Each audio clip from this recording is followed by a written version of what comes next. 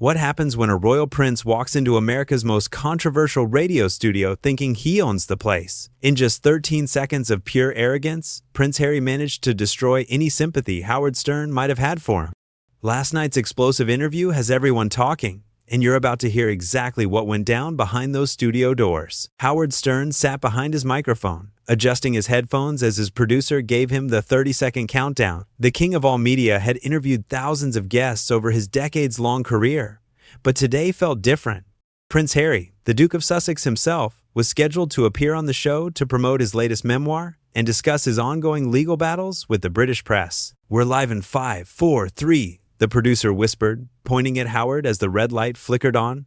"Good morning, everybody. This is Howard Stern, and we've got a very special guest in the studio today. Prince Harry is here with us, fresh from his California mansion, to talk about his new book and his thoughts on media coverage. Harry, welcome to the show." Prince Harry sat across from Howard, his posture rigid and his expression already showing signs of irritation. He had clearly expected the typical softball questions that American talk shows usually lobbed his way. "Thank you for having me, Howard, though I have to say your studio is quite different from what I'm used to." Howard chuckled, sensing the slight condescension in Harry's tone.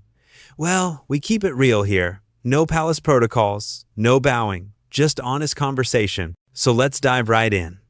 Your book has been making waves, but a lot of people are wondering why you keep airing your family's dirty laundry in public." The question hit Harry like a slap. His jaw tightened visibly. "I wouldn't call it airing dirty laundry, Howard. I'm simply telling my truth and setting the record straight about years of lies and manipulation by the British media. But don't you think there's a point where enough is enough? I mean, you've done the Oprah interview, the Netflix documentary, now this book. Some people might say you're beating a dead horse here." Harry's eyes flashed with anger. "Some people clearly don't understand what it's like to have every aspect of your life scrutinized and twisted by tabloids who profit from pain. You should understand that better than most, given your own battles with the media." Howard leaned back in his chair, recognizing the attempt to flip the conversation. "Sure, I've had my share of media battles, but I didn't run to another country and then spend years complaining about the country I left. At some point, don't you just move on? Move on?" Harry's voice rose slightly.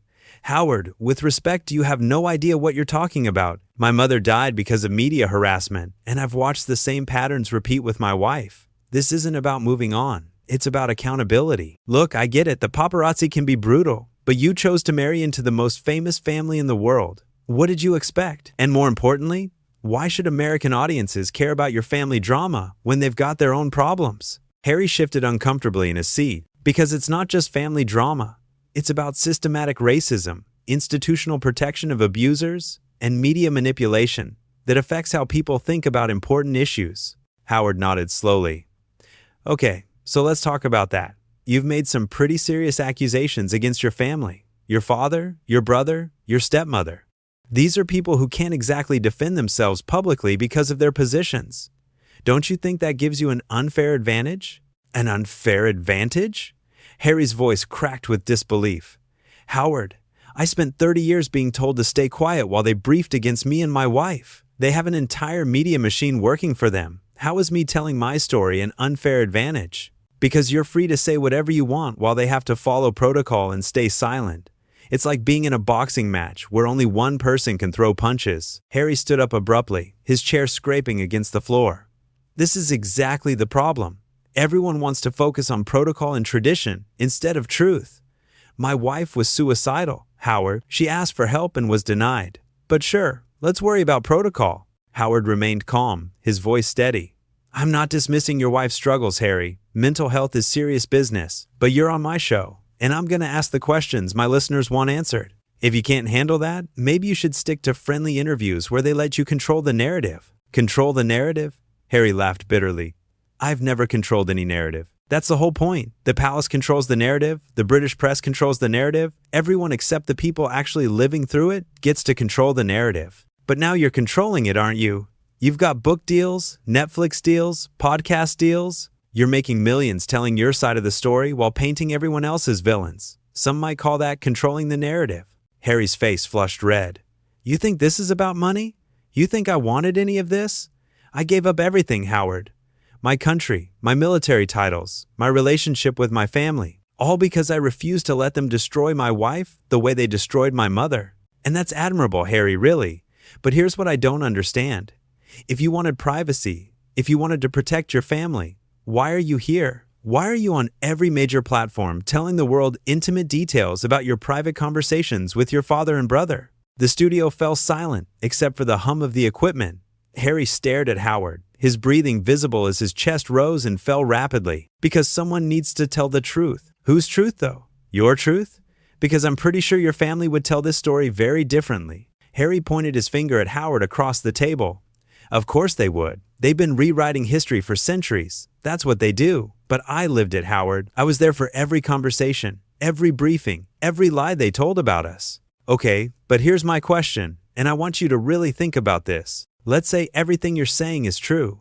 Let's say your family treated you and your wife terribly. What's the end game here? What do you want to happen? Harry paused, clearly not expecting such a direct question. I want accountability. I want them to acknowledge what they did and make sure it never happens to anyone else. But that's never going to happen, is it? You know the royal family better than anyone. They're never going to publicly admit wrongdoing. So what's the real end game? Because from where I sit, it looks like you're trying to burn down the monarchy. Maybe it deserves to be burned down.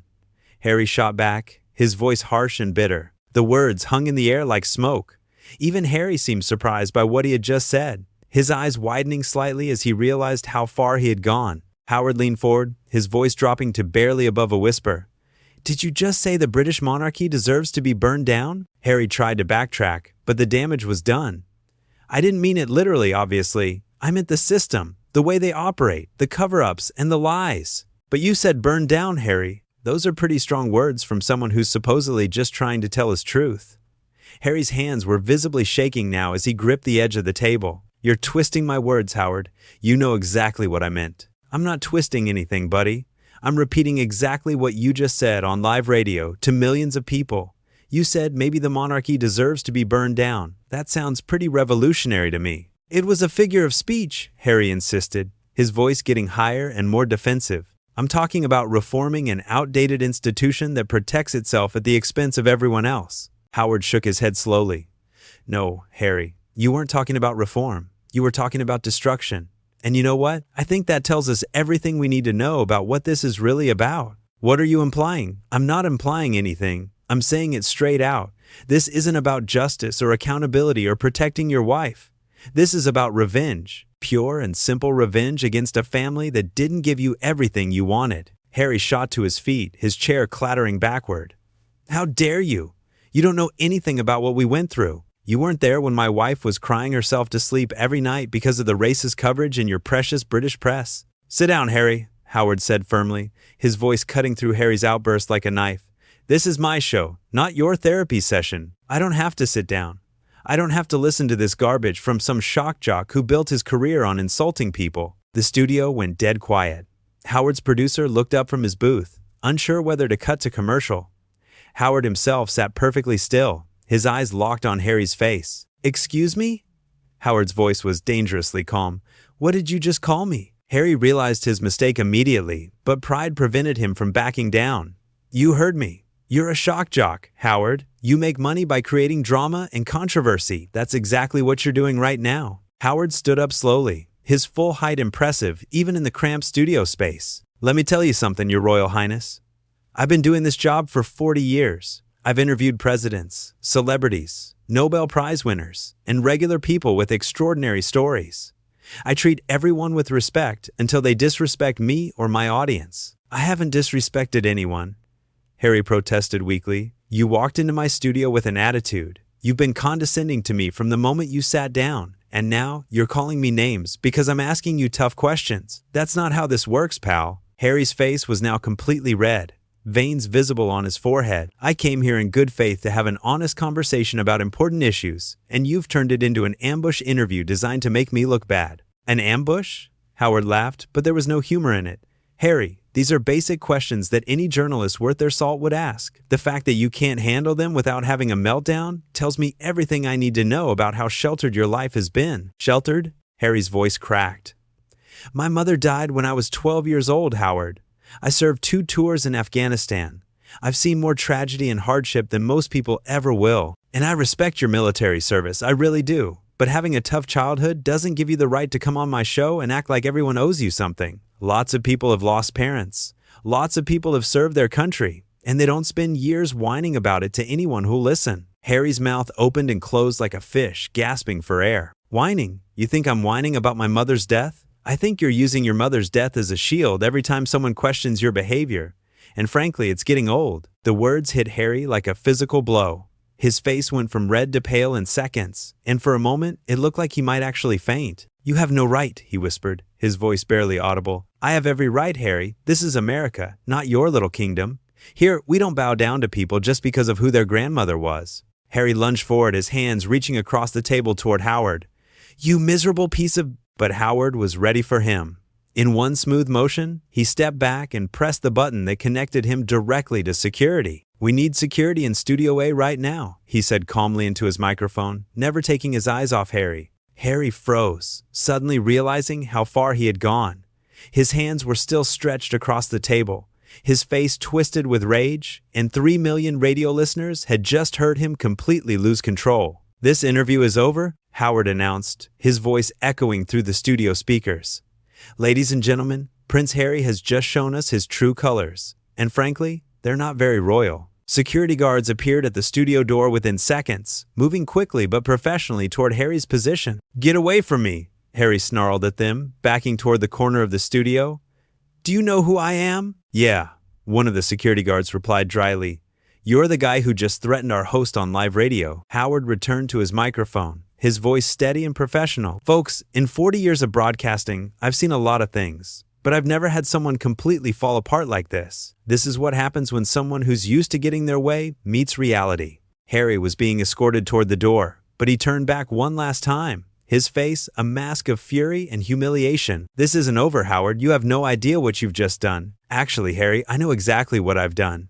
I've shown 3 million people who you really are when the cameras stop rolling and the palace handlers aren't there to clean up your messes. The studio door slammed shut behind Harry and the security guards, leaving Howard alone with his microphone and his audience. And that, folks, is why we do live radio. You can't fake that kind of meltdown, and you can't take it back once it's out there. Prince Harry just showed us that underneath all the victim narratives and carefully crafted public image, he's still just an entitled rich kid who can't handle being told no. Howard paused, looking through the glass at his producer, who was shaking his head in amazement. We'll be right back after this commercial break, and when we return, we'll take your calls about what you just witnessed. I have a feeling the phone lines are going to be very busy. As the commercial music began to play, Howard removed his headphones and sat back in his chair. He had conducted thousands of interviews over his career, but this one would be remembered for a very long time. Prince Harry had walked into the studio thinking his royal status would protect him from difficult questions. But he had learned the hard way that in America, everyone is fair game.